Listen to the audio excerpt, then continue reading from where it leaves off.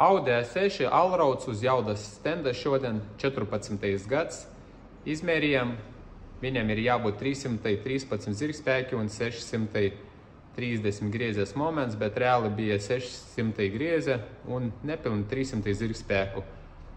Konstatējam to, ka mašina ir atslēgta AD Blue sistēma, jau citā serviza atbrauca pie mums sačapo to mašinu.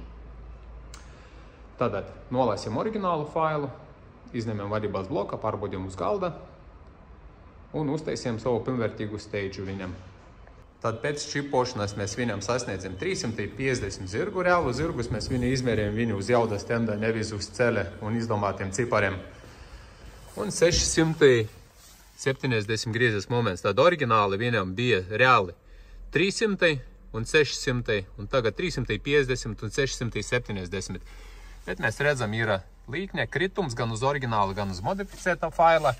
Konstatējam to, braucot ar data logiem uz jaudas stenda, ka gaisa masas mērītāji strādā nepilnvērtīgi.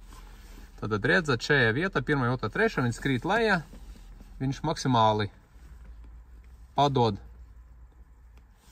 no 2800, maksimum gaisa ir 832, pēc tam pie 3000 apgriezienu viņam sāk kristas lejā. Tā kā temperatūra un pārējie parametri jau uz čipotas mašinas neietekmē, jo šobrīd temperatūra 26-27 grādi maksimum, tad tajā brīdī diapazona necelas augšā.